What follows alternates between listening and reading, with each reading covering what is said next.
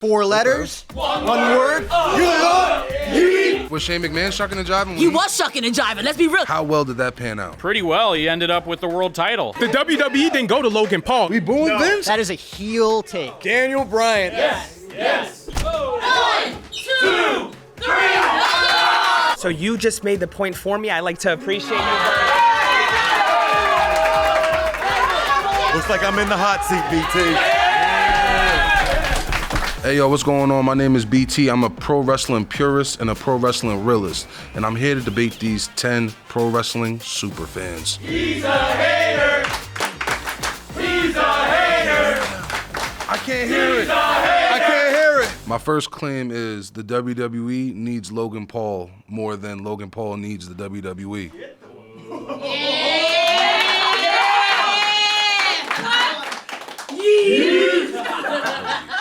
The WWE doesn't need Logan Paul. It was already a global product. The WWE now is bigger than it's ever been. It's on more, not because of Logan. Come on. Listen, if you look at the growth the WWE has had in regard to viewership over the last decade, it's absurd. I don't know if you saw, they just signed a new deal for distribution for their rights with ESPN now. Yeah. So they were getting around $80 million a year from Peacock. Now you can up that. You're looking at almost $300 million. ESPN is the global leader in entertainment, not even just sports anymore. So now more eyeballs than ever on it. As a product, they're being viewed more in more countries across the world than they ever have. And this was predating Logan. The reason Logan joined is because he wanted to siphon off what the WWE has going. The WWE, listen, no, you got to remember, all things in life, nothing is bigger than the program. The WWE was growing without Logan and has done so, and it'll continue after. Program. Understand this. Logan was doing this with no WWE intent on YouTube as a kid in his living room chilling. You know what I'm saying? He was doing this for a long time, so he has his own program. Understand this. Logan Paul has podcasts that are partnered with WWE, not owned by WWE, partnered. Why is that? Because he's his own brand. Now, look at it from a businessman's perspective. A businessman, I don't give a fuck who you are. Every business siphons every dollar they can get, whether it's pennies or fucking cents. Whether you see the price go from $13.50 to $13.99, they're siphoning every fucking dollar they can get. They're gonna get the cash cows. Logan Paul is a cash cow. Logan Paul is a global brand. Before Logan Paul was banned from Japan. That's why he wouldn't be good for WWE. No, if you're going off of him being banned from Japan. No publicity is bad publicity. If you are banned from Japan, you are a global brand, brother. Oh, but you're not telling. Okay, hold on. But I was gonna say, but you're not telling me why the WWE needs Logan Paul. They were growing exponentially before him. They got the deal, and you say he's partnered with them. All of their podcasts are partnered. They don't own any of their podcasts. Understand this. Let's put it in perspective. There's fans that would never have even looked at WWE if it wasn't for Logan Paul. And Logan Paul probably would have never even gave a fuck about WWE if it wasn't for the Attitude Eras and the Ruthless Aggression eras. That shows that he felt like he needed the WWE then. That's why he came. That's why he came. The WWE didn't go to Logan Paul. He went to Triple H himself and pitched himself joining the roster. So he needed WWE, not the other way around. As a person like Logan Paul, as a person in his position, he's at the position in his life where he's just doing side quests. This is a side quest for him. This is a side quest that turned lucrative for him. You know what I'm saying? Like I said, so he went to them still because he wanted to. So he went to the WWE. They didn't seek him out. What is Logan Paul's viewership on YouTube compared to WWE? WWE is the biggest sports brand on YouTube. They're bigger than ESPN on there. Hold on. What is Logan Paul's viewership on YouTube? He brought all those viewers, like I said, people that didn't give a fuck about wrestling to wrestling. So when you do that's kind of like I said, this is his own brand. No one's brought more eyes to the WWE more than Logan Paul in the last couple of years. I disagree. I disagree. Hold on. Hear me out. Please. This is why I'm going to say you're wrong. The WWE is notorious for bringing in celebs at any point. Celebrities have always wanted to align with for like WWE 5 minutes. From athlete. That's what Logan Paul started off as. I guess he decided to try to join the roster full time. He pitched himself, so he wanted the WWE. They didn't want him. He sought them out. They'll continue without him whenever he leaves. Nothing's bigger than the program. That's cap. I'm not gonna lie. If like I said, if it was like that, WWE would be owning that podcast. They don't own any of their podcasts with all their stars, including Cody Rhodes, his, and Undertaker's. They're partnered with all of those. They don't own any of them. So that's just what they do. Now, I'm not gonna lie. when Logan Paul came to WWE, I was a fan of Logan Paul. I'm like, all right, cool. We have somebody who is here, who is about the business, who wants to learn about the business, who's been practicing and you know, hustling. However, as my friend Mr. Nico said over there, he sought WWE out. WWE ain't seek him. WWE probably wasn't even paying attention to him. And because WWE is about the money and about the brand, yeah, they know what Logan Paul can bring to the table. So, of course, like you said, since they want to cipher every type of bit of money, they're going to, we're going to bring him. We're going to gain our revenue. But it's going to keep moving with or without him. You talking about, he brought his fan base. Bad Bunny had the craziest match at Backlash in Puerto Rico. Bad Bunny is no longer involved, so that it doesn't he was matter. A stint. He was like a blip. He was a blip in time. We're gonna talk about that for like 2 seconds and then move on. It doesn't. But the fact is that we're still talking. We're gonna talk about and it's the fact Logan that Paul forever. We brought our big wrestling community from Puerto Rico and from other Spanish-speaking countries to watch that main event at Backlash in Puerto Rico. It's the fact that he was here at Royal Rumble. It's the fact that he had a tag team match with Damian Priest against The Miz and John Morrison at that time and killed it. It's the fact that because we have celebrities way back when, from performers, from, if you want to take it all the way back when this golden era happened, what was that, WrestleMania 1 or 3 with Mr. T and Hulk Hogan. If you want to take it back, WWE it's always been the hot commodity that other people wanted to be a part of. So there's no way you're going to sit here and say that WWE needs Logan Paul more than Logan Paul needs WWE. Logan Paul needs WWE, and here's why. There was a point in time where Logan Paul was canceled. There was a point in time where nobody was paying attention to Logan Paul. There was a point in time. It's not cap. There was a point in time where you saw Logan Paul on episodes of Law & Order SVU trying to get his foot in the door. And there was times because his brother Jake was over here boxing and doing what he wanted to jump on that train as well. But because he wanted to revamp, he decided to get under that WWE umbrella. And he decided to be like, all right, cool, and I'm going to take this serious. Now, is what he doing in the ring or what is he doing in WWE good for his platform? And again, everybody involved and engaged and in tune? Absolutely. But WWE is a revolving door. Like you said, he could be a flash in the pan. Here's today, going tomorrow. And nobody's going to be talking about Logan Paul. It's not cap. Logan Paul can go right back to boxing and can maintain the same brand. But no wrestling people going to be talking about him. Just like we talk about Bad Bunny all the time. It's going to be always going to be a topic of conversation. But the thing is, we're not going to say Logan. Understand this too. Logan Paul is what he is also because he's also good in ring. It's not just from his brand too. It's also because he's good in ring. I'm not going to sit here and say Bad Bunny was terrible, but he's not Logan Paul in the ring. He's not doing the shit. He's not doing the spots Logan Paul's doing. Because Bad Bunny also has other things that's going to keep him afloat. You don't think Logan Paul does? Come on. Yeah. Lawsuits. He's getting sued. Bad Bunny. Everyone gets sued. If you bring Bad Bunny back right now, with Logan Paul still in the ring, who do you think they're talking about? Bad Bunny. Cap. That's me. Man, Logan Paul needs WWE more than WWE needs him. And then you call Cap, but I'm going to say you're the Cap master haberdashery is going on right now, okay? First of all, to Krista's point, he needed to get the sports washing special. They're already doing it for Saudi Arabia. Don't look over here. We got sports. So Logan Paul is doing the same thing. Is he athletic? Sure. Is he good in the ring? Sure. But I've seen that somewhere. Hangman Adam Page. He can go away and come back and no one bats an eye. As a matter of fact, I'd rather see The Miz, and I'm a notorious Miz hater, over Logan Paul. Not that Logan Paul's not a draw, but by that term, so is I Show Speed, so is Bad Bunny, so is Mike Tyson, so is Donald Trump, but so were these people. You know what I mean? So I get what you're saying, like, well, he puts eyes on a product, but so will the next person. So will I Show Speed. So will pick a TikTok star. You know what I mean? I will say this: YouTube wasn't even like they owe. And to sorry, I forget your name. Got you. To Krista's point, WWE did a great job in always having a celebrity presence, but YouTube was not ever tapped in until Logan Paul came around. And what did he got? I will say Logan Paul is the most. What YouTuber? Logan Paul is the most accessible because he's already athletic. He's already done half the stuff. So yes, Logan Paul, he may be the poster boy, but he's not the only one. I Show Speed now is the one I could think of. And if you want to take it back even further, when Twitch was popping, they probably would have had Ninja if he could go in the ring. I think it depends on how much kids are connecting with these people. Like, I'm trying to think of who's hot right now that the youth them love that they could.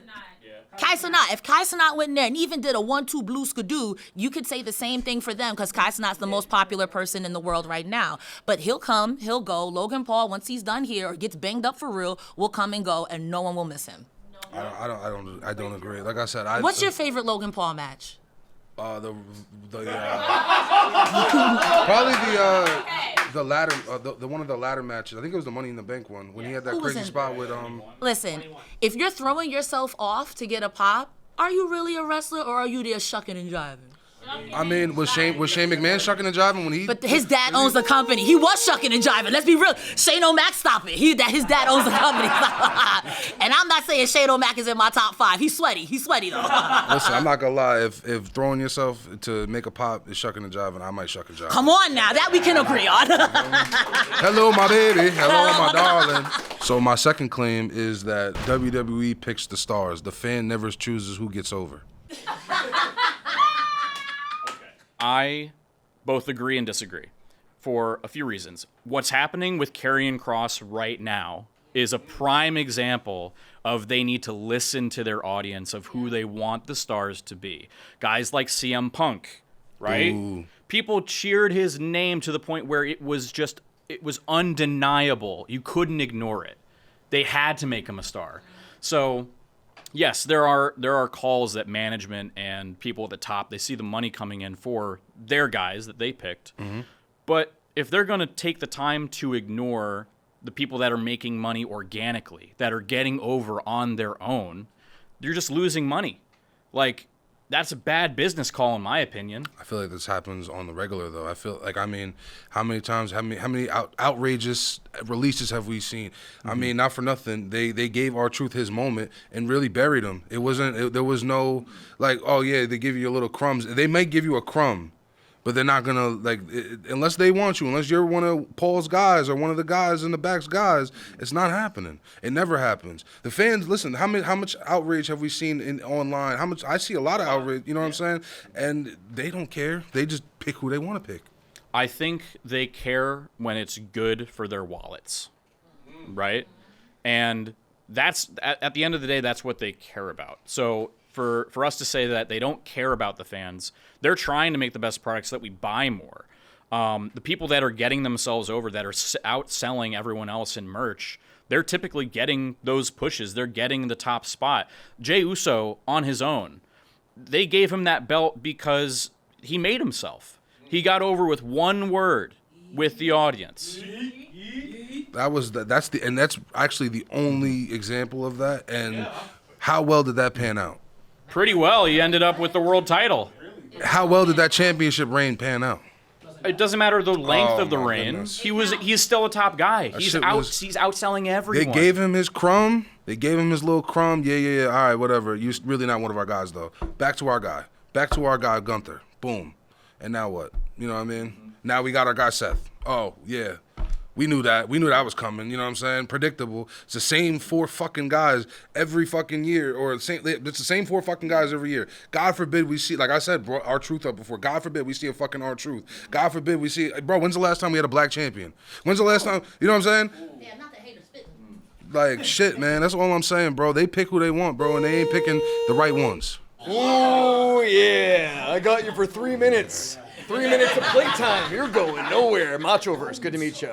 Ben, pleasure to meet you. Now, you left out a lot of important names. One being Stone Cold. Damn it. Yeah, aha, we think alike. Now, he was a heel.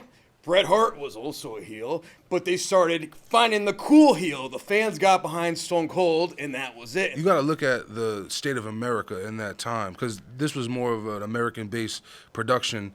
If you look at the state of America in that time period, that was a time period of being a rebel was cool, and all that shit was cool. So realistically, that was really just the company having to look at the times like, oh shit, we got to make a switch. We got to start making anti-heroes. You know what I'm saying? So I think that was more with when Stone Cold and Bret Hart and DX getting over. That was America actually not America, but that was the producers of WWE realizing, oh shit, no, hold on a second. This fucking all-American Wonder Boy character, no one gives a fuck about that shit. We was in the peak grunge era at the time. You know what I'm saying? This was when Nirvana was its hottest. Being a dirtbag was lit. Light my candles in a daze because I found God. You know what I'm saying? Yeah. So Well, Stone Cold is not getting over, though, as the ringmaster with someone speaking for him. The fans spoke for him, and then they let him do his thing and run wild. And I got one more for you. Daniel Bryan, the Yes Movement, okay? Daniel Bryan is... WrestleMania 30. I just got back into wrestling, 2014, right? Batista wins, and everyone's like, oh, Batista again. But the fans got behind Daniel Bryan. They kept chanting his name, and look at that. They had the Daniel Bryan movement. They weaseled him into the main event three-way, and he actually won. And that shit was ass. What the That shit was ass, bro. That shit was ass. I don't like. I'm gonna be honest with you, Daniel. The whole Daniel Bryan thing, I never was able to get behind. I don't know. I do not understand the character. Was he a crazy white boy? What was he? I have no idea. Yeah, he was a guy that's kind of like a goat. Yeah, he was a crazy white boy against authority, another rebel like Steve Austin. Yeah. I don't know if I could say him a rebel. He was just a weirdo, just screaming no. He was a weirdo screaming no, and then he started screaming yes, and then that was it. There was no like real specialness behind the character. There was nothing that was like, ooh, there was nothing that made me wow. Like I said, I can go to LA Knight. LA Knight be talking that shit. LA Knight really will. LA Knight will make you actually like could probably break a character and make him probably off camera like, yo, what the fuck you said? What the fuck you talking about? You know who also said yes? The Macho Man. Ooh yeah, and he was the most over ever. He's lit. There we go. He's lit. I agree with you more than I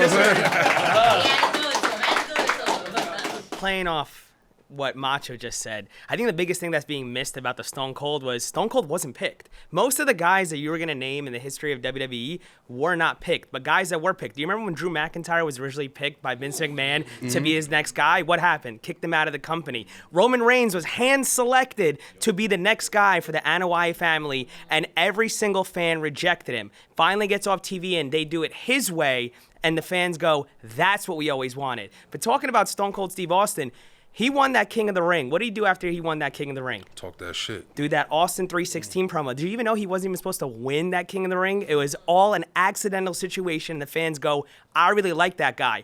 You remember his counterpart, Rock? Mm-hmm. He was picked, and what happened? What did the fans say? They ain't fucking Screw that guy. Die, Rocky, die. But that was more of a creative thing than it was. That was more of a But who's creative? Control. What do you mean? Who's creative? Okay, so the wrestler comes with his gimmick, or he comes with an idea, and then the producers. But he came in as somebody's son. His gimmick was given to him by the company that chose him to be that guy that he was. And technically never really went far from that gimmick, just outside of just. Far from that gimmick, he joined the Nation of Domination, became completely different than that guy wearing. He was wearing what Macho Man's wearing, like over there. But he was still always known as, no matter what, he was always still known as Rocky Johnson's son.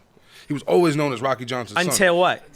No, forever, still, to this day. Like, bro, the Bloodline, what? The Bloodline story right now. The Bloodline story right now. Get the fuck out of here. Wait. Dude, hold on. Guys, is Roman Reigns just Sika's son? No. He's the tribal chief. OTC. I understand. Are the Usos just Rikishi's twins? Yes, they're all products. They are all products of the Johnson Anoa'i clan, bro. That's it. Bong, right there. They are literally all products. There used to be this guy, right? He had a gimmick where he had spoken a Jamaican accent, right? Kofi Kingston. They did not want that guy to get anywhere near where he got, just like we said with Daniel Bryan previously. We had Kofi Mania be even bigger than the Daniel Bryan movement. And we had to damn near threaten the company to stop watching. We had to threaten the company of racism to fucking finally put the motherfucker over, bro. So you just made the point for me. I like to appreciate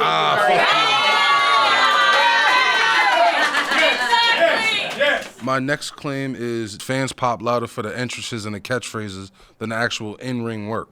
I'll cash in the contract, guys. Yeah. I will argue the fact that, yes, do fans pop for entrance music? Yeah. Okay. Do they pop for entrance music more often than they pop for the actual in-ring performances? Yes. Are there some entrances like perhaps Judas by Fozzy and Chris Jericho where they sang him to the ring when he didn't actually play his music? Ooh, yeah. Okay. But if we popped for every single in-ring performance ever, it wouldn't be special. We wouldn't have the John Cena's versus the CM Punks at Money in the Bank and that atmosphere at the Allstate Arena in Chicago, Illinois.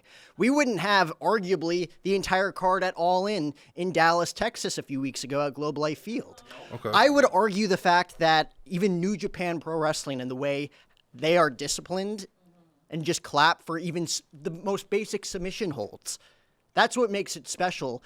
And if we popped for every single moment that there is, whether it's WWE, New Japan, AEW, TNA, the list goes on and on and on. Okay. It wouldn't be as special. It's just like anything else in life. The greatest moments in life are earned, and the wrestlers have to earn the biggest pops in their matches. Okay. So I'm gonna piss you off. I'm gonna piss y'all off rip. Do anyone pop when the Chinese Basketball Association has a triple double? No, because no one cares. The only thing that really matters, one, is the WWE, and that's the one that's realistic. Like, don't get me wrong, AEW's cool. But that's the minors. That's the minor leagues, bro. If you look at it, like how I look at it, it's the minor leagues. And my supporting example, so that's cool. All right, fine. If you like, just really into wrestling, that's cool. But the mainstream, the thing that really matters, unfortunately, sorry to break it to you, is WWE. And my prime example behind that is Jey Uso. Yeet. Because my man, I'm not gonna lie, my man made it from mid card to main card.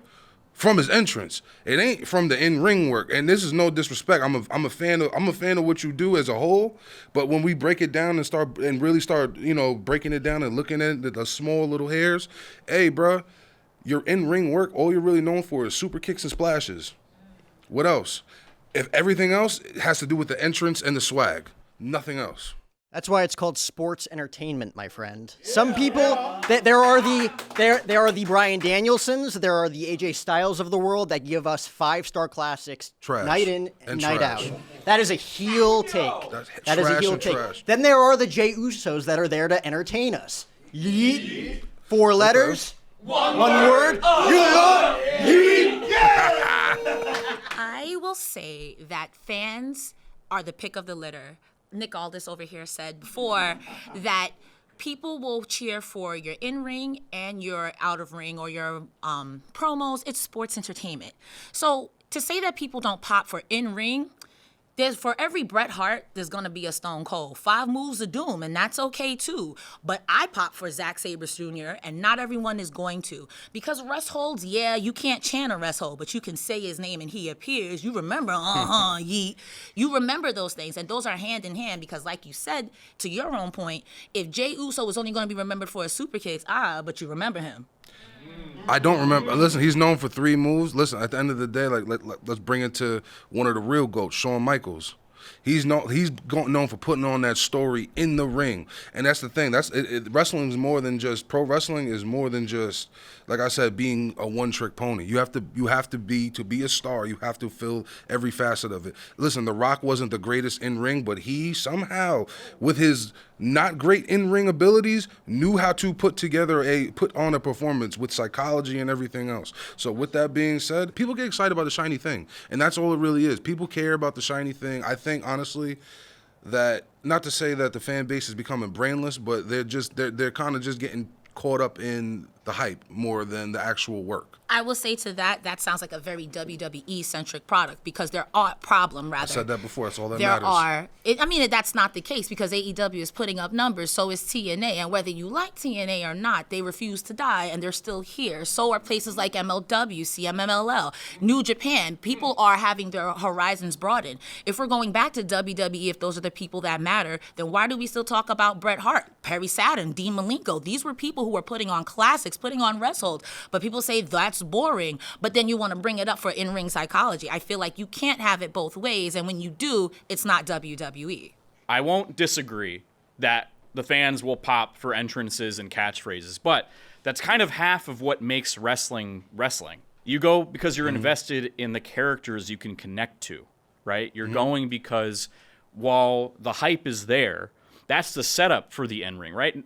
I wouldn't go if it was just the entrances and the catchphrases. That's part of the culture. That's part of what makes us care.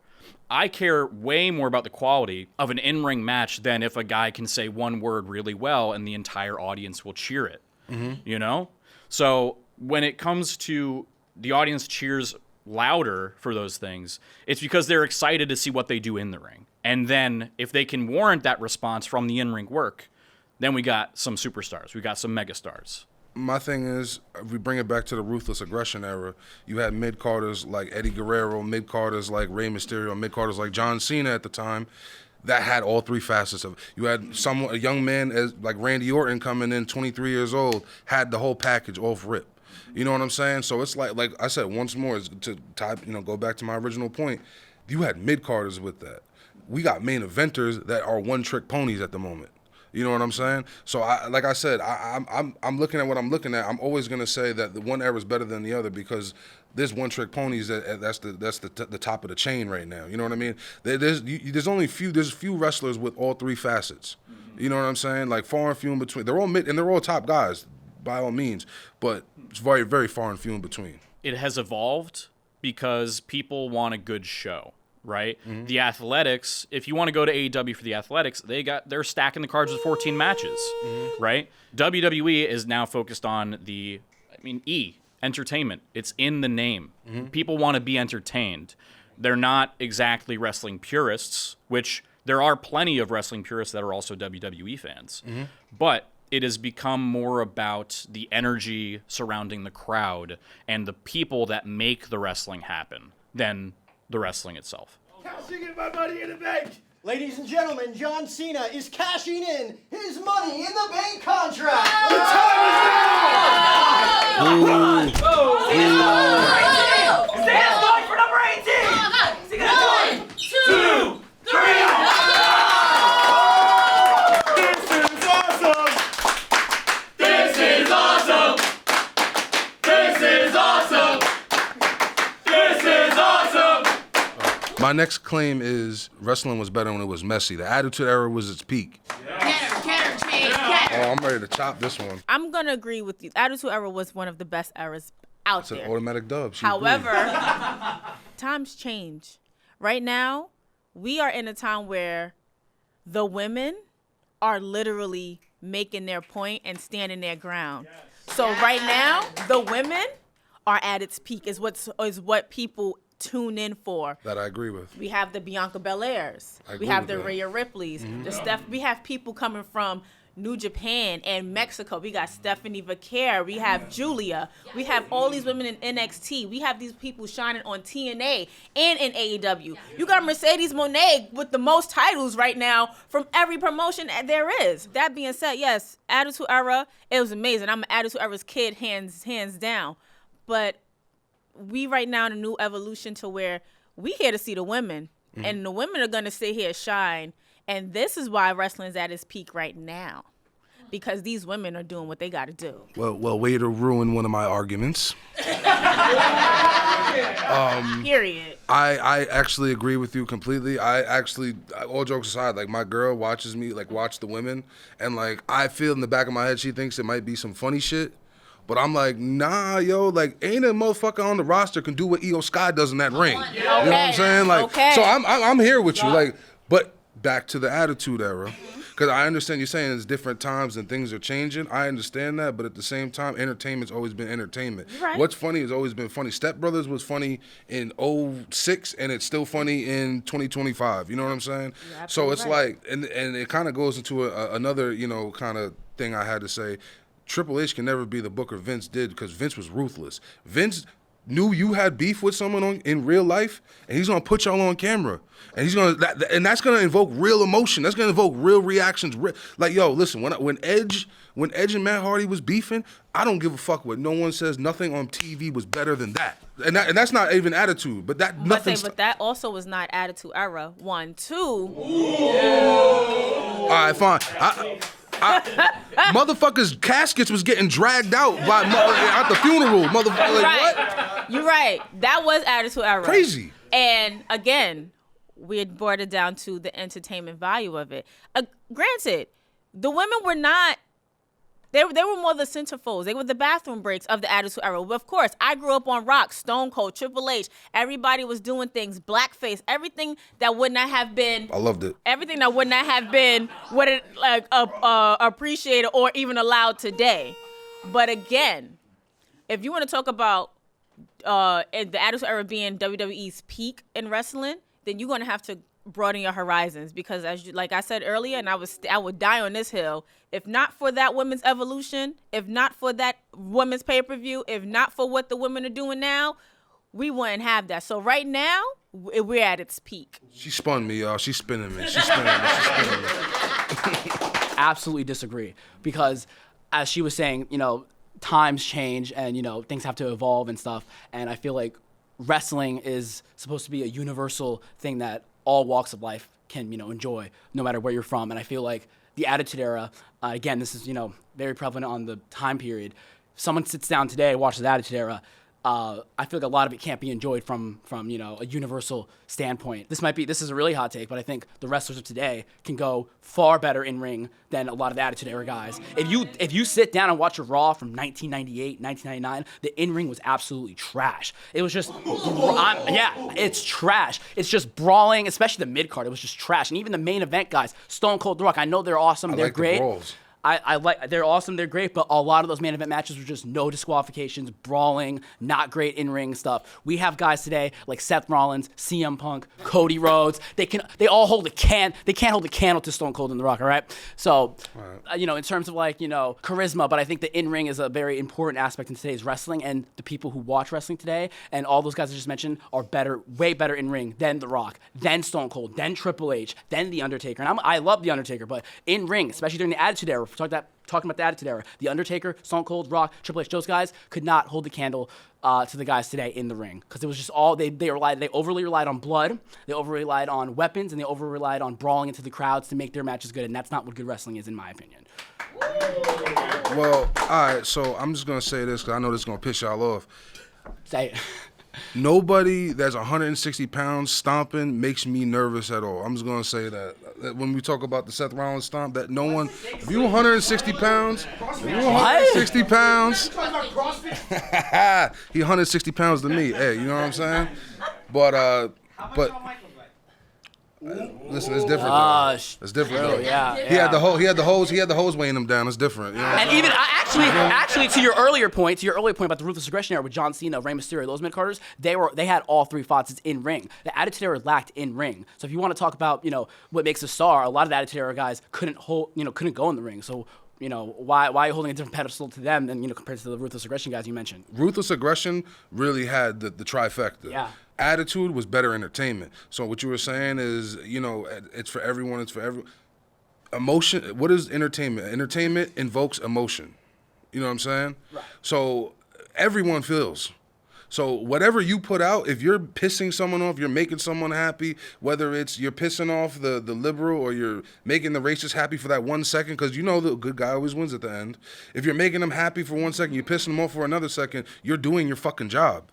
Like people get nervous because of corporate dollars, and they talk about purity. They worry about the dollar more than they worry about the actual product they're putting on, and I feel that that's always been chased. Yo, bro, if you go to if you talk about AEW, listen, I don't watch a lot of AEW, but when you watch AEW, I will say, and I'll give AEW this because I will say it's a great show. When you watch AEW, even when you watch any of these indies, shout out Fourth Rope, shout out to these other companies. When you watch these other companies, they are putting on good shows. They're gonna push those envelopes. They're gonna do those things. Like AEW got people talking about having no hoes and shit like that. And you know what I'm saying? Like you won't hear that on WWE, and that should be said on WWE. Not for nothing. You know what I'm saying? Everything, like I said, it should be.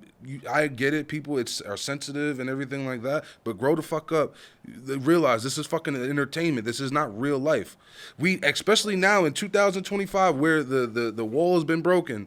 We know these people are acting. The Attitude Era left kind of like a bad stench for wrestling fans, because some of the stuff that they showcase, like you mentioned, blackface. I love it. All the racist stereotypes. Wrestling needs a little bit of racism to, you know what I mean? I know, but if I'm trying to show a friend wrestling or maybe showcase wrestling to my family members, and I put that on, they see blackface. Like, what do they think of that? It makes me look bad as a wrestling fan. When when I show people, when I talk about things, the extended wrestling universe, the first thing I show them is the New Jack promo when he shouted out OJ.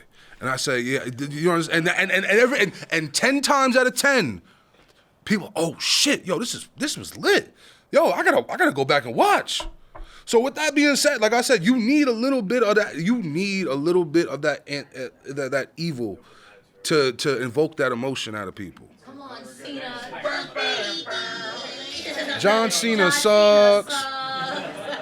So, yeah, actually, yeah, let me know the belt. You about to hand it over. You about to hand it over soon. I ain't handing over nothing, man. Not without a fight. Okay. I'm not gonna argue. Attitude Era is probably one of the greatest eras in wrestling. I'm not gonna lie on that. TV, not wrestling. TV in general. Let's put it out there. Okay, right. But as far as like it being a better era than the modern era, I would have to disagree with you, because even though there was edgy antics back in the day, I can say wrestling has grown beyond that. Like, it's focused more now on the athletic performances. It's also reached a global phenomenon where people in Japan and all these other different foreign countries can tune in and actually watch the product of what we do. And also, to her point earlier, women's wrestling has grown exponentially. Yes, they're not just being held on the arm as eye candy or in backstage segments or kissing Vince McMahon's ass. Because, like, who wants to do that, right? That was some of the best TV that you could do. That's some of the best TV. No. We booed Vince? All right. Vinny's my man. Vinny Mac, you my man. Call me. You my guy. With that being said, just having that, just being able to actually tune in and see what these women can do and seeing how far they can take the product has been amazing. And the fact that now we don't have just a few stars, we have like a variety of different types of stars that WWE has now. I feel like that's what really makes wrestling even more entertaining, is just having more than a few characters that actually carry the company. It's just my opinion. He can't see. My next claim is the deal that the WWE made with ESPN and Disney will make the product worse.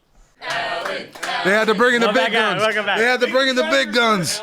The biggest thing with the ESPN deal, and it's the thing that I feel like we will all agree on this aspect, and I think it's hater and fan, that the biggest job for the WWE is to every single generation bring more and more fans into the picture. Of course. And the one big thing that I feel like a lot of sports fans, more than anyone else, are always the people that do what? They call WWE Entertainment or what? Fake, right? Okay. And I believe putting WWE on a network that is the largest entertainment and sports publishing network, what ESPN stands for, gives WWE an extra boost into this next generation. The biggest thing growing up for me, and I think you'll be on this as well, we both grew up on SportsCenter. We grew up watching ESPN and all stuff like that. The fact that this next generation of kids not only just watches YouTube, which we have the Logan Pauls, not only goes on TikTok, which we have all these TikTokers that are now getting involved with the social media networks and then coming over to the WWE, we are now going to be on this largest sports publication network in the world. Bringing it down, they have no control over that. All they are doing is publicating and putting out the WWE product. Putting it on a network that large is going to bring the next generation of these young fans that might have not been exposed, whether it's on Peacock, because let's be real, if I wasn't watching WWE, I would never in my life have Peacock. There's not a single show for me personally on Peacock outside of when they have like football on there and the NFL on Peacock. I have no reason to watch Peacock. That's the thing. But the cool thing about it is in the United States, ESPN is one of the largest networks in all of the United States. Now we have that entire audience coming into the WWE. If you have it on cable, you have the ability to now watch WWE by, I'm scrolling my channels, I'm a little kid, I'm 10, 11 years old, I might have not been exposed, whether it's the million different ways they could have been exposed. I'm scrolling, I land on WrestleMania, and I go, oh my God, that is amazing. Now you have a fan that is hooked for the rest of their life, and guess what? They have it on ESPN, on cable, for the next years, free. But we're not arguing the platform. We're arguing the product. ESPN, even when ESPN got with Disney, you can't even get a piece of ass without getting fired. Think about Xavier Woods, for example. If Xavier Woods would have did what he did back then, now with this Disney deal, do you think he'd still be around? Hell no. I don't think that they have the ability of firing someone in the WWE when What? all they are doing is public. If you are paying, if you own something, if you are doing business with me, I'm gonna have some kind of say in what's going on. You're gonna have some kind of say in especially if I'm paying you that kind of money. I'm putting some kind of. There's gonna be some kind of clause. May it be the slightest clause of if we don't like this little thing, this gotta go. Well, you know the best part about WWE is we've seen everything, and everything has happened on this type of network. They've done things like you've talked about your beautiful Attitude Era, and those publication networks, what did? They said, hey, I just don't want to see that. You have ESPN will let WWE do what they do because they've seen all these decades and generations of what the type of content they put out there. This is decades of generations of content that they put out there, but this is also like a gentleman's deal, probably. This is a gentleman's deal. We're talking about the two biggest companies, two of the biggest companies in the world. This is a deal. Okay, back then, what did DX do? What did let me get $1 billion real quick. What did DX do? What did DX do when the network complained about them talking that shit? They went out the next day and said we can't say fuck shit bit blah blah blah blah blah blah blah. They stuck it to the network. They like, bro, and what's not gonna happen? What's not gonna happen with Disney? You are not gonna stick it to Disney. Walt Disney is not allowing that. Let me ask this: what does WWE now that Disney will be upset about? Is there a single thing that they do now that Disney? That shit is fucking boring now. They motherfuckers ain't getting dragged out caskets. So wait, real quick, hold on. So your entire point, real quick, was ESPN and Disney are gonna bring down the product. Yes. But you just said that they don't do anything that could bring down the product. Thank you very much. Stop! No. Sit the fuck down. Sit the fuck down. I'm an Attitude Era guy myself, so I know a lot of old wrestling fans that have moved on and now are big sports heads. They regularly watch ESPN. So they might go back and try to make those No, I gotta take this off. Hold on. They might go back, right? Oh, I see you. Lust in your eyes, yeah. They may go back and try to make the product better to bring in those OG fans that they're going to watch with their kids, being like, I remember back in the day in the 90s. Look, now, does that mean they're going to bring back Goldberg again and roll him out of a casket? Hopefully not. Never, please, God.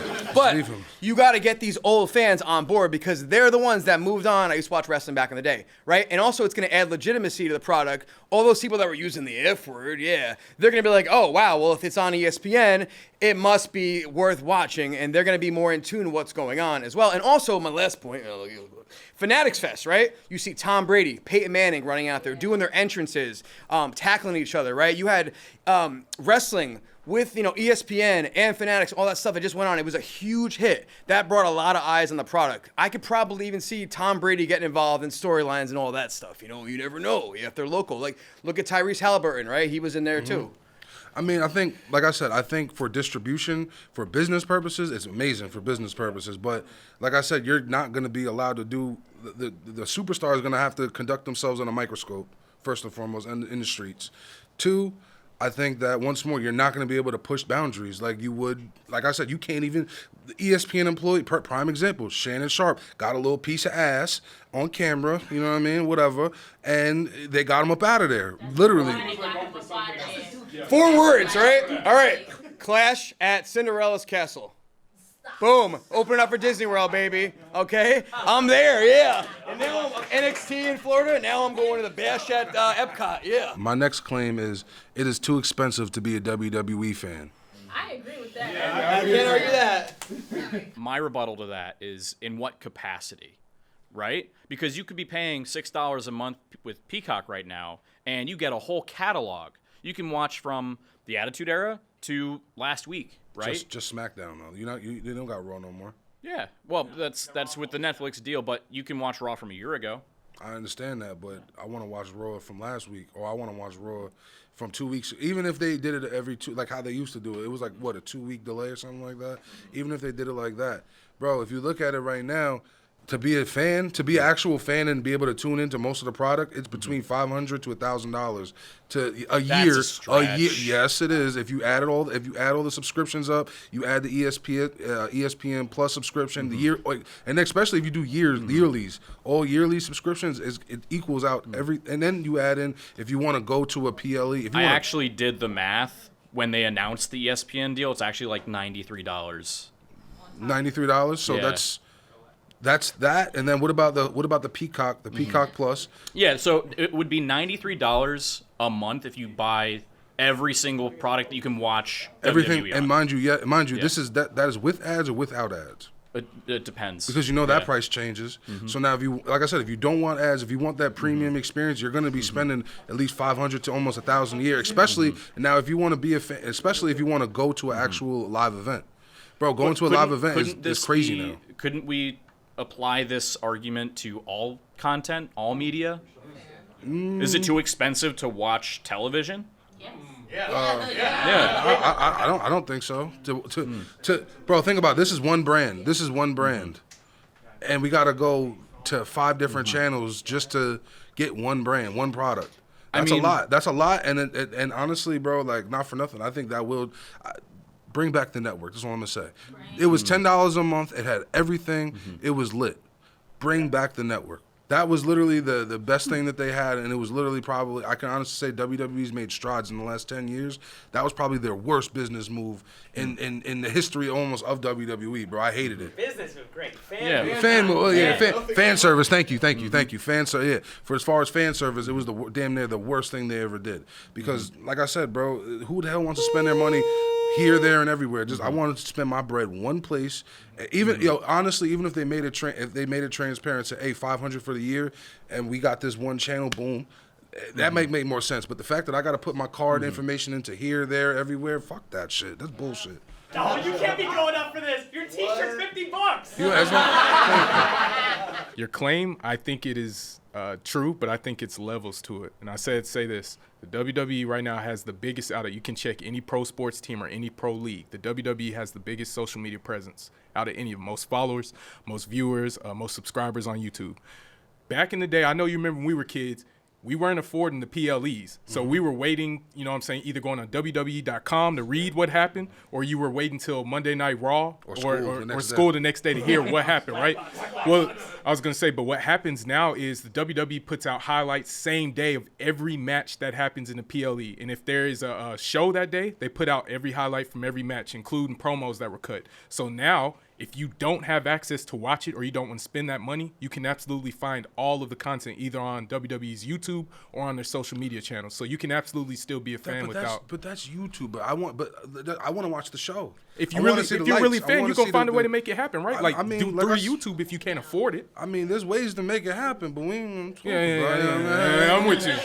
You know what I'm saying? I'm playing devil's advocate. But you know what I'm saying? Like I said, bro, I understand like the highlights are on YouTube and YouTube is free, but at the same time, not everyone wants to watch. Everyone wants that experience. They want to listen, bro. If I would, you know how mad I'd have been watching WrestleMania 40 when Undertaker and all came out and all that. You know how mad I'd have been watching that on YouTube as opposed to watching that. Like, because first and foremost, you can't, bro. Let me tell you. When SummerSlam, I had to miss part of SummerSlam. I couldn't even open my phone. I had to like every time I opened my phone, I seen some new bullshit and I was tight. You know what I'm saying? So with that being said, like, no, nobody wants you want to be part of that experience. So to pay that kind of money for that experience, bro, the median income in America, that's like a decent percent, $1,000. Not a lot of people in America is going to just be able to shell that out, even if it's gradual over time.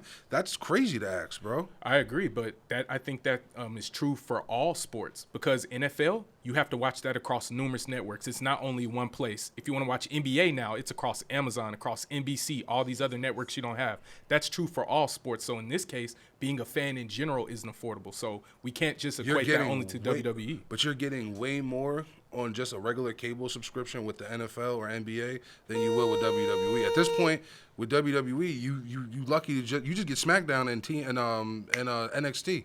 That's it. You don't get shit no more. That's it. That's all. If you are a normal, like the average American cable subscriber, that's all you have access to is NXT and SmackDown to watch live. Everything else is a dub. You got to watch it on YouTube, like you said, if you don't have the means to have everything. Because there's some people in the world that live without Wi-Fi. Yeah, for sure. You know what I'm saying? For sure. So there's, you know what I mean? Not everyone has necessarily access to YouTube. There's people without tablets or any of that. I know. That's why I'm just, I agree generally. WWE's absolutely started pricing us out. I'm just saying there are options. And I think us being priced out as fans goes across all sports at this point now. My next claim is John Cena is the Post Malone of WWE.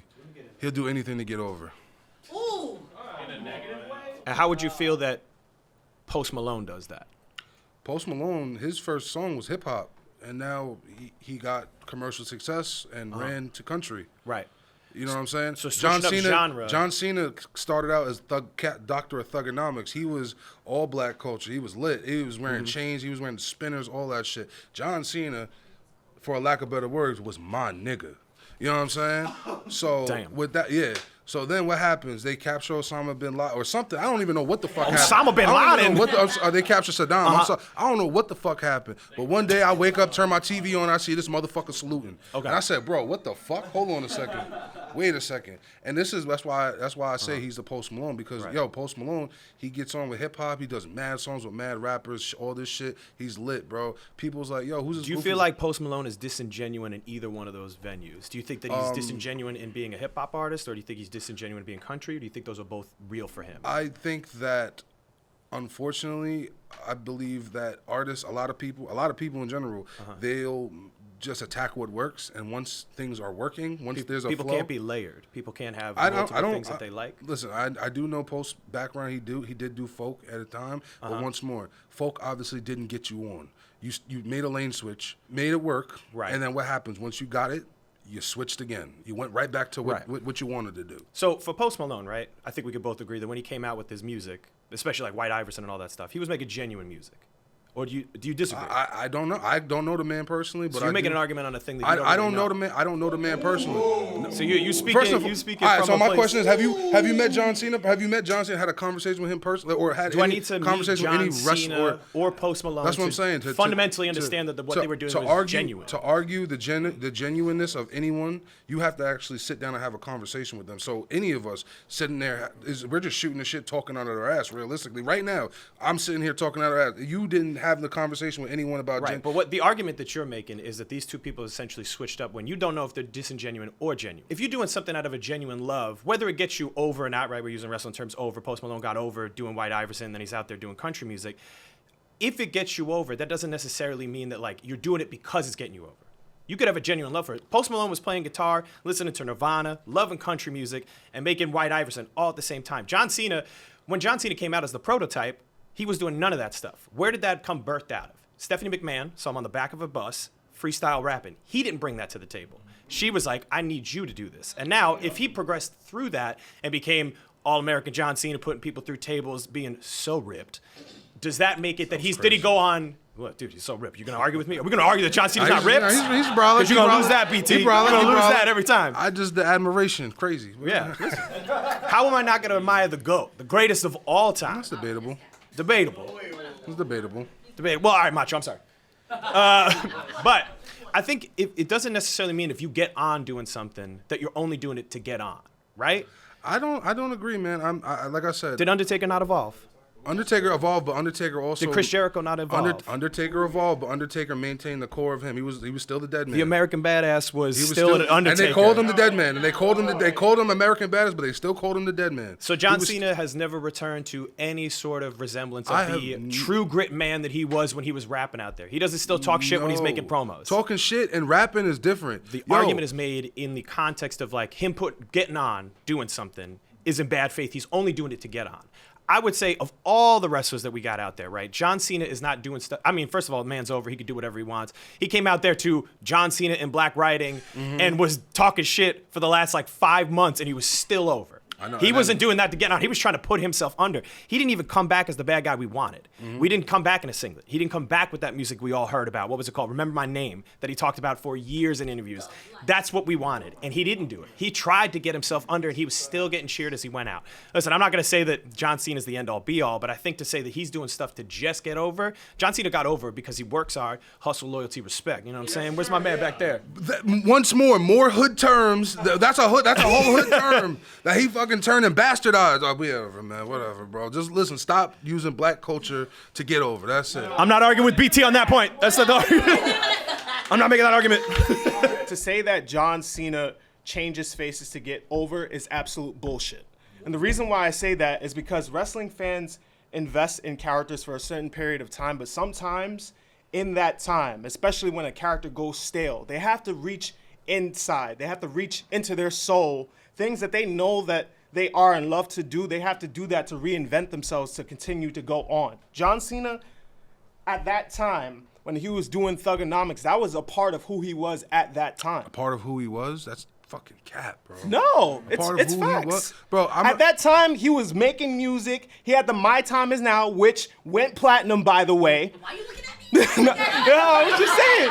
I will say he was spitting on that album. I will say He was spitting. He was spitting on that. He was album. spitting. He was. At that time, he loved wrestling and he loved music. And then, as far as his work and how it went over, like the fans was rocking with it. And then after a while, he was just like, you know what? Let me just start showing other parts of who I am. Hustle, loyalty, respect. That's just not a catchphrase. That's a way of life.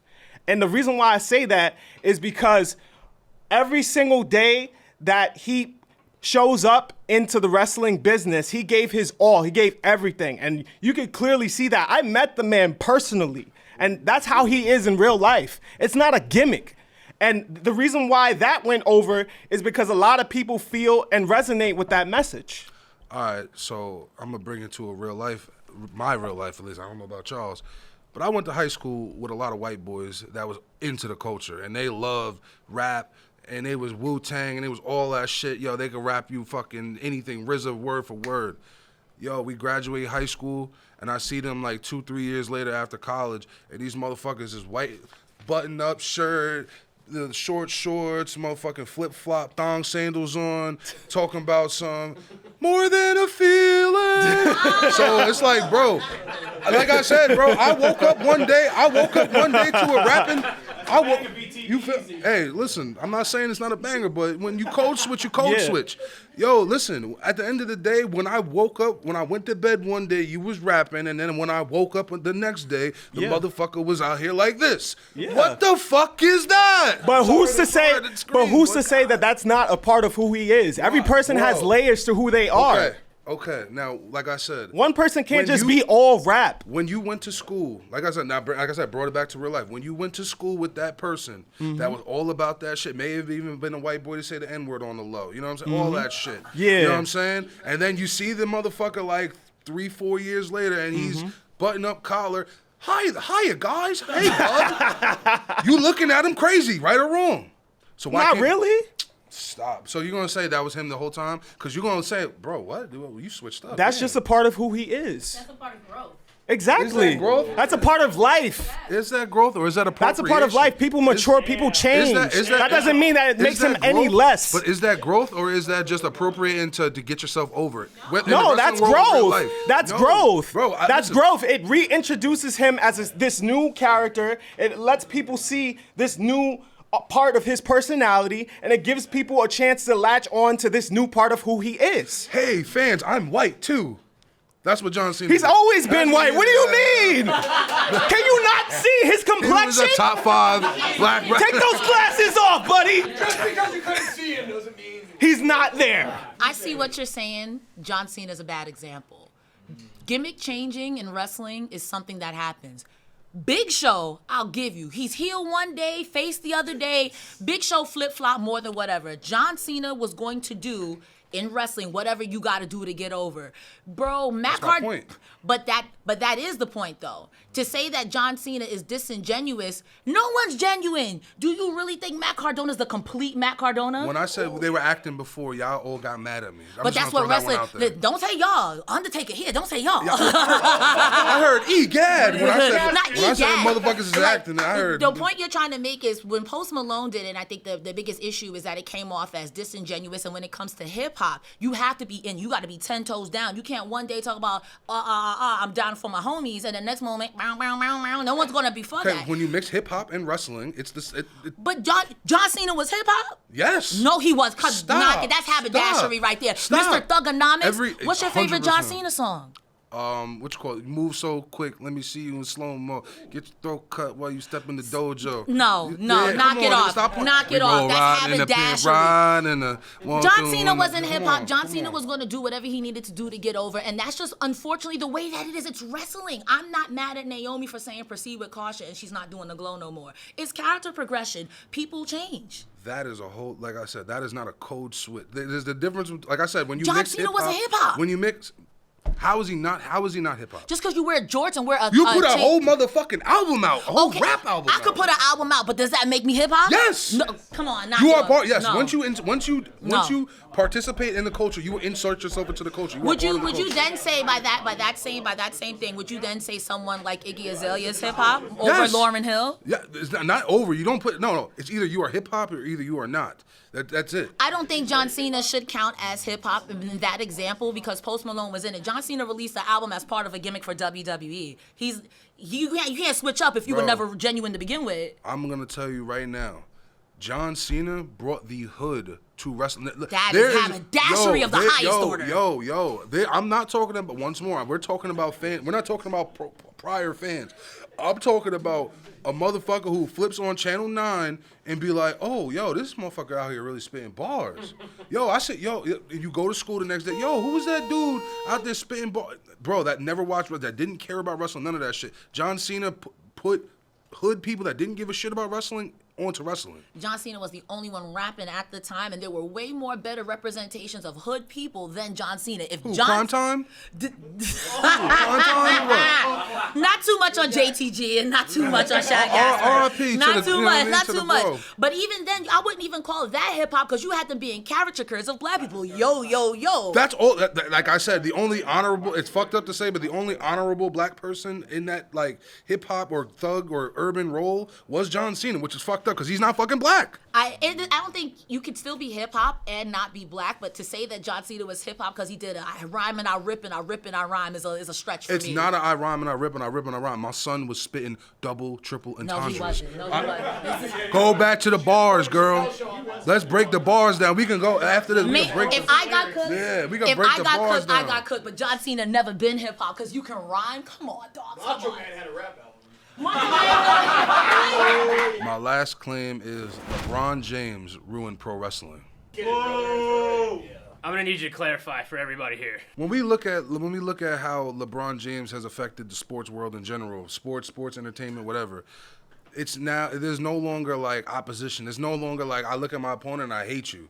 It's all friends. It's all everyone kissing and hugging. When we watched Unreal a couple weeks ago when it dropped, and you seen what kind of fucked me up was watching Kevin Owens and Cody Rhodes hug and kiss after the match, all bloodied up and all that. And I understand like it is a work, and I understand it is pro wrestling. But once more, when we go back to the past claim, motherfuckers like Vince was using Matt Hardy and Edge in a real beef, and they was really throwing real punches, and they was really out there calling each other out their names and all of that, calling Lita whore.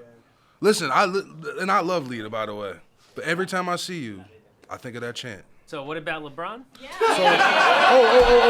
I'm sorry. Like I said, Chinese basketball. LeBron. So like I said, with the LeBron, why the LeBron James thing ties in? Like I said, bro, there's no longer like everyone's friends. There's no like beef and there's no real competition. There is maybe behind the scenes competition, but everyone's each other's friend. Everyone pats each other on the back. There's no more Terry's not putting people over. Oh, I was going to debate the kayfabe claim, so when you ready, tag me in. Tag, let's go. You're saying that LeBron James ruined wrestling. Sports and wrestling because nobody is portraying the rivalry that we see in the ring. Mm-hmm.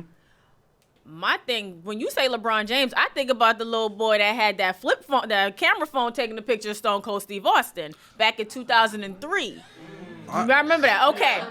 Yeah, okay. I get so, the fact that you're pointing LeBron James into this whole kayfabe thing is way off the beaten path. But here's I'm the not thing, done. Okay, fine. I got you.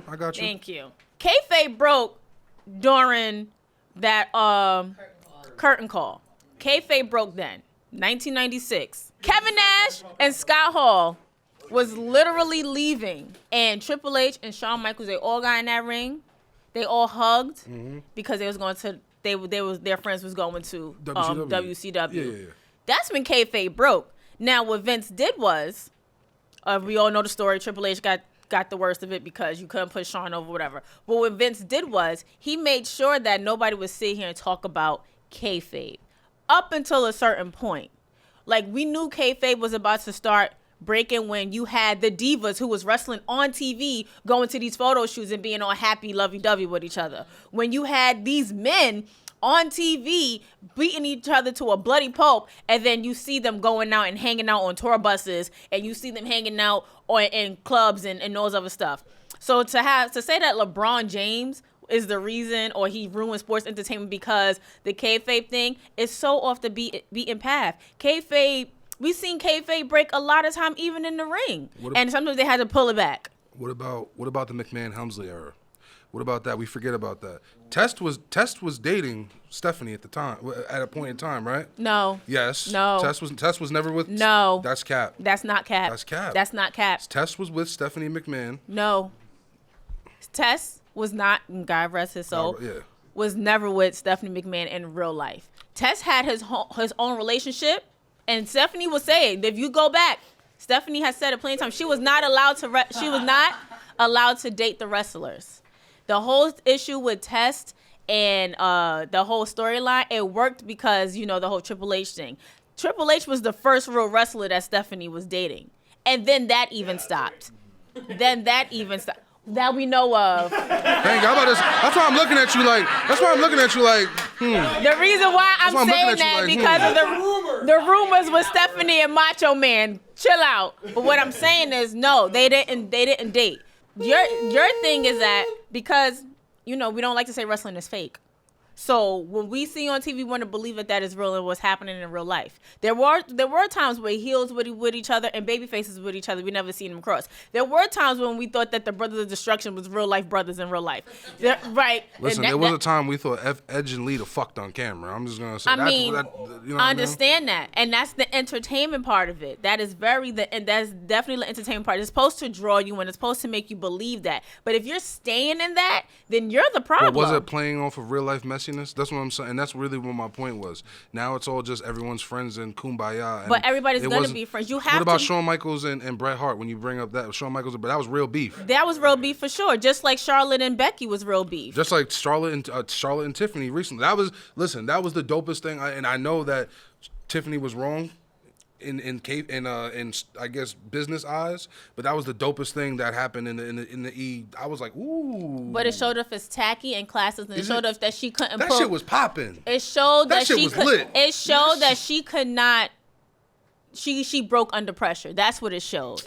It was both wrong. It was wrong, and it was a hard thing to watch. But to go back to the point to say that LeBron James. Which is weird. That LeBron James, of all people, ruined sports entertainment because everybody is friends. How much power do you think y'all could give this man for him to go into another entertainment entity and be like, when y'all done in that ring, y'all gonna kiss and make up backstage? Hey, bro, what sense does that make? Make it make sense. Kayfabe is dead, and we know it. Kayfabe is dead. It's never going to be wrestling right now. Is never going to be the wrestling of old, unless it's even said with the Becky and Charlotte beef. I was there Survivor Series when they laid it out all on the line. When they really knew, that's when they had to bring it out. Now answer this question: If you knew that Matt Riddle and Goldberg or Matt Riddle and CM Punk were in the storyline, are you not tuned in?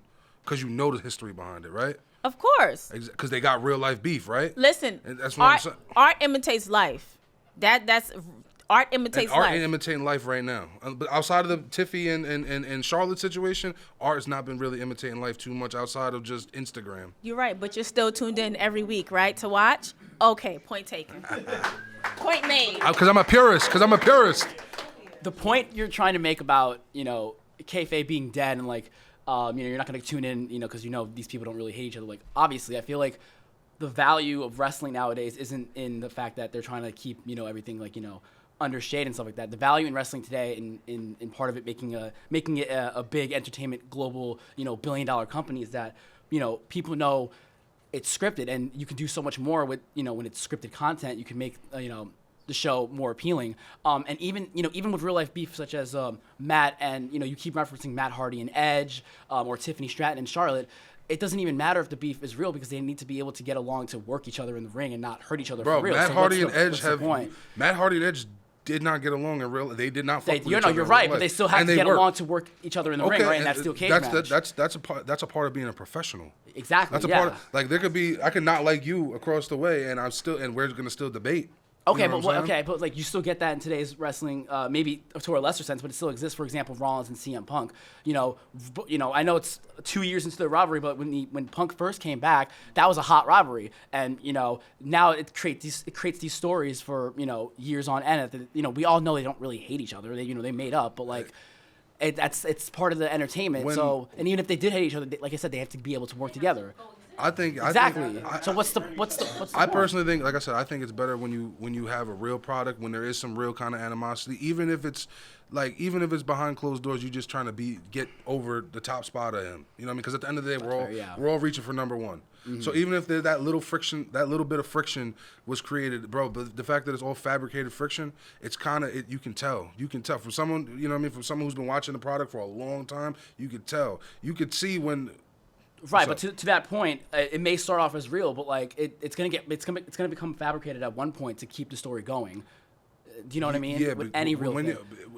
but once more, when it's real, you're still gonna be able to pull from that real emotion. You know what I'm saying? Right, and that's why we still have CM you might Punk and you might Seth see the Rollins tears right in the now. eyes. You might see the real scowl, when a motherfucker punches you, might see that real scowl, or like even when there is like a real bump or something like that, they're gonna really put their elbow into that bitch. They're gonna really put their knee into that motherfucker. You know what I'm saying? Even with the receipts. You know what I'm saying? A little wrestling term. That's a different era of wrestling, dude. I'm sorry to say, we're not in that era of wrestling anymore with receipts and like trying to hurt each other for real. I think that's whack, to be honest. It's so unprofessional. Fair enough. I just like chaos. That's fair. How did you expect today to go? Walk me through what you're thinking, feeling. I'll be honest.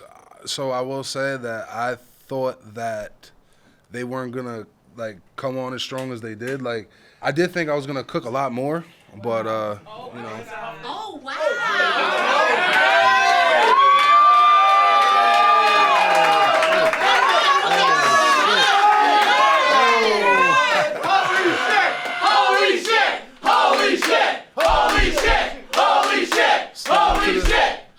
Looks like I'm in the hot seat, BT. My brother. So, did I hear it correct that you think wrestling is fake? Is that what I heard? It's not that Little Birdie told me that out in the hall. Is that accurate? It's not that I think wrestling is fake. The truth of the matter is, wrestling is a bunch of guys getting paid to play fight.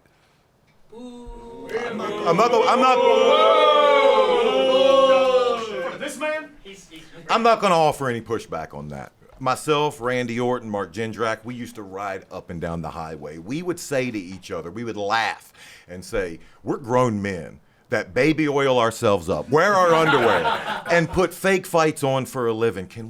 We could not believe it's how we made our living. You want to know what I was doing 3 days ago, though? I was sitting in a doctor's office going over exactly where he was going to stick a needle this long in my spine in 3 weeks' time. Why?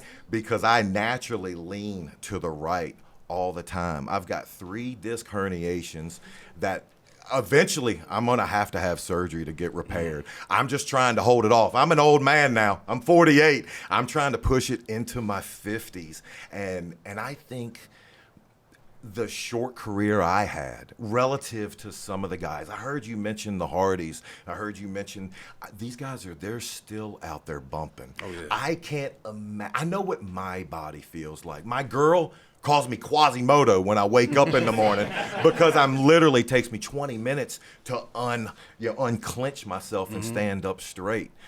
I admit, and I'll give you some latitude, my friend. Yeah. It's a dumb concept when you think about it. Grown men having fake fights in their underwear, but I'll never, ever call it fake. You can't fake gravity. I wish I could. Hell, I'd still be doing it if we could. It's true. This is true. And I just know what the rest of my life is going to look like. And YouTube aside, flashy suits aside, sunglasses aside, it's going to be filled with pain. And it's going to be the rest of my days. And yeah, I can have surgeries. I can do a lot of stuff to try to mitigate that pain. But you want to know what I do every night at 10 o'clock, no matter where I'm at in this country or across the world? I'm on the ground stretching for a solid hour. Yeah, shout out to DDP Yoga. And and at this point, I'm only doing it to just try to make my life this much better. Because if I can actually get through a night's sleep, and here's another truth bomb for you. This is 100% true. My girl, it's why I sleep in a separate bedroom now. I used to set an alarm for 4 o'clock in the morning. It's not because I had to get up at 4 o'clock. My dogs didn't have to fucking go out at 4 o'clock. I trust me, I wake up to take my own piss at this age. I had to set an alarm at 4 o'clock because I needed to turn over. Because if I slept on one side and woke up for the entire night, my day was hell the next day. Wow. So, and again, don't pour me. If I had it to do over again, I'd do crazier shit. Motherfucker, I would switch. I'll do it too. Shit. Listen, want to trade live? Shit. And whenever anybody says, oh man, I'm sorry. Oh shit, that sucks. I'm like, don't. Wrestling's given me everything that I have that I love. Wrestling. I mean, again, I'm 48 and I'm back. They pulled me back in, but I'm back, able to make a living, to make money with a business that I love, that I know you love. Oh, yeah. And I'm gonna be honest with you. I've been back there, and I've listened, and all of you have put out amazing arguments. And I'm not gonna lie. I've agreed with a lot that you've had to say.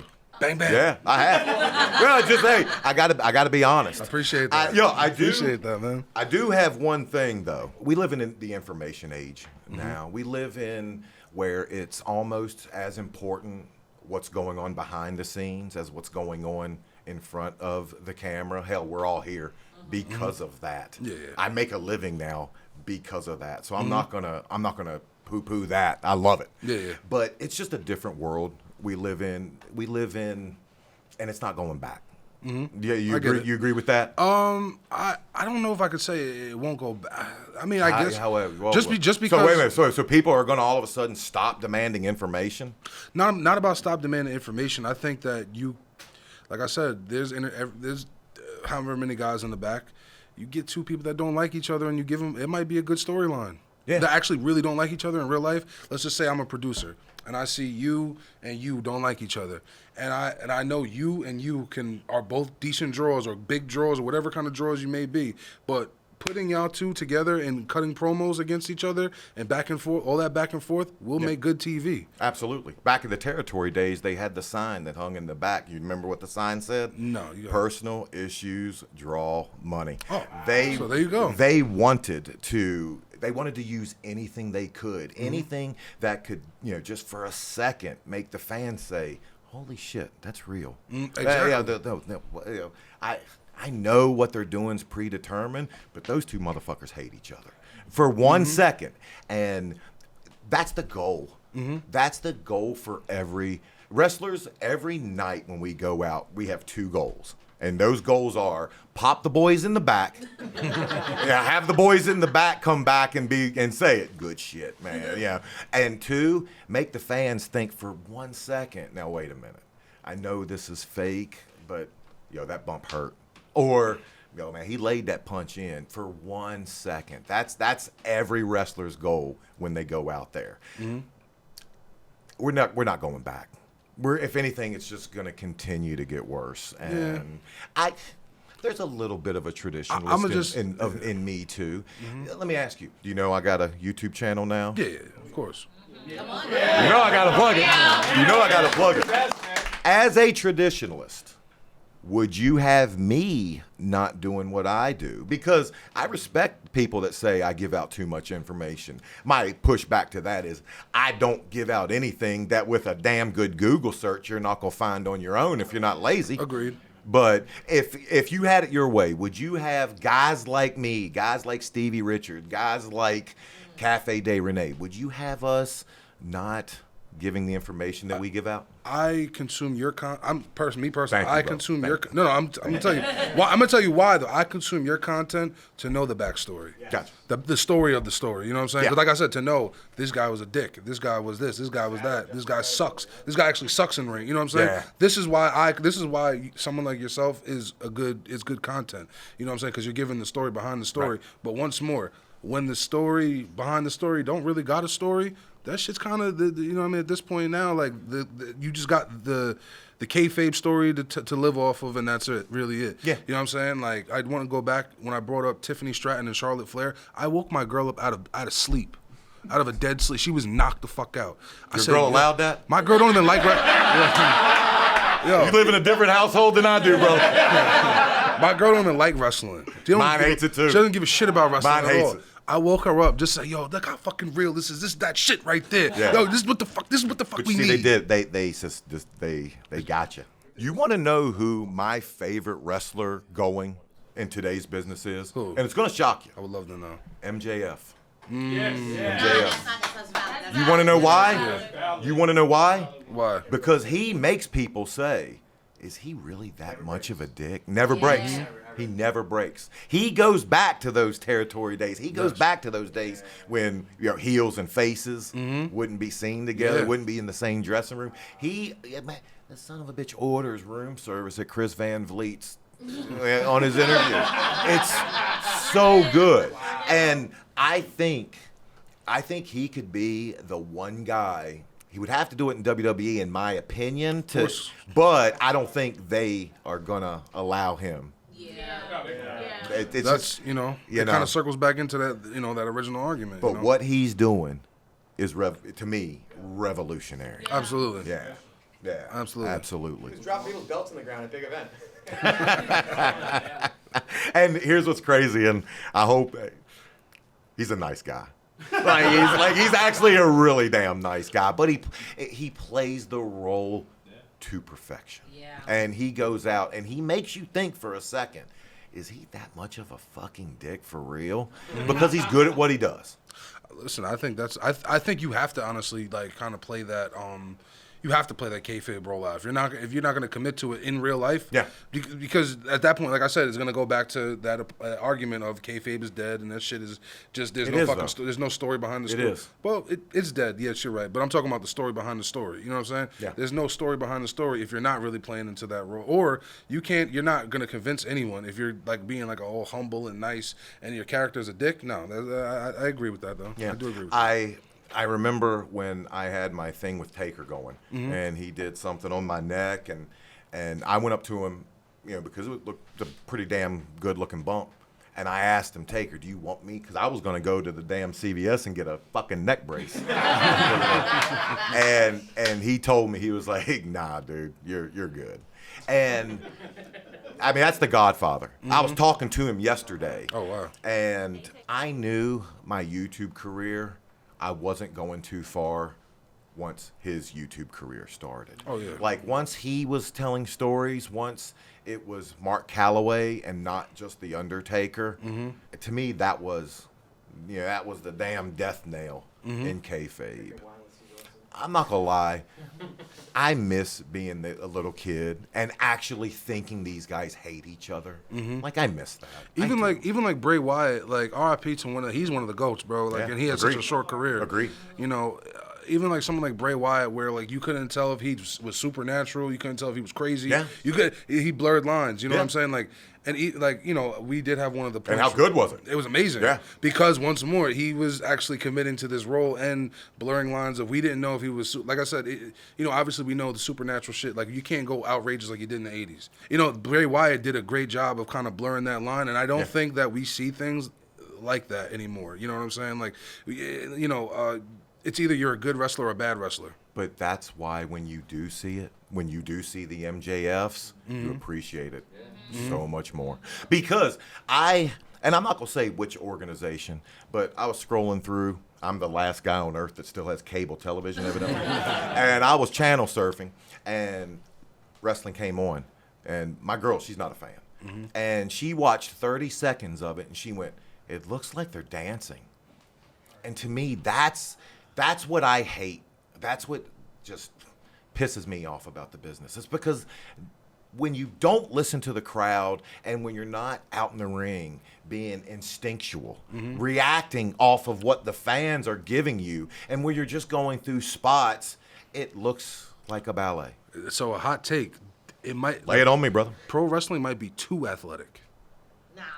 If you think about it. Win me over. So when I say too athletic, you know how she said they're dancing. Yeah. They're climbing all over each other, doing roll back to roll back to, you know what I'm saying? There's no more, like I said, they're relying on athleticism. Yeah. There's no longer psychology involved. It's just athleticism. You know what I'm saying? I've said it before. Ricochet does stuff I wouldn't try in a swimming pool. Yes. That's insane. Like he's so athletic, but I'll agree with you. Whenever you're just thinking about just doing a move to where it looks completely perfect, you're missing the art of what professional wrestling is. When I left the WWE, my very first independent run, I was working with Billy Gunn. And I followed Billy around like a little puppy dog. What are we doing? What are we doing? What are we doing? Let's put our match together. And he looked at me. He went, man, we'll figure it out there. And I was like, well, you don't want to talk over anything? And he said, can you lock up? And I was like, yes. He's like, we're good. But I'm 5 years in at this point. He made me learn because in the WWE, I was a timed wrestler. I knew, okay, I got 6 minutes. I got 10 minutes. I got 4 minutes. And I was going to wrestle to that time where they were going to go to the Bennigan's commercial, whether I was done or not. And he taught me to listen to the crowd. And you find out when you do that, you have to do so much less. And guess what? At that point, then you kind of can fake gravity because you're not doing all those crazy bumps. So I wish more wrestlers went back to that style. And whenever anybody asks me, Maven, what advice can you give me? I tell them, learn how to call stuff in the ring. Because you'll listen to what these people want. You'll listen to what the fans want, and you'll give it to them. And it's become so much more fun not having to remember, okay, lock up, headlock, shoot, I'll take a tackle, drop down. Because, man, that shit gets hard. Oh, yeah. I heard you guys mention Unreal. Yeah, yeah. Did you see Rhea backstage? Yeah, backstage and she's trying to remember spots? That's the worst feeling. I used to stand back there and do that and be like, I hate this job. I hate this job. It sucks. And it's just the worst feeling. And when you don't have to do that anymore, it's so freeing. Less is more. All right, I did see Maven walk in with a microphone. Right here. I feel like it's only appropriate for somebody to bring us home. I can put 24 seconds on the clock. Who wants to cut a promo on our hater? And 3, 2. Welcome to the new generation of professional wrestling where we just had a group of super fans debate this hater. But let's be real here. This man ain't no hater over here. This man is a fan because it is 2025 and professional wrestling is all the way on top of the world. Welcome if you're watching for the first time, because guess what? Professional wrestling never went away. It was never not cool. It's always been cool, and we're back. Yeah.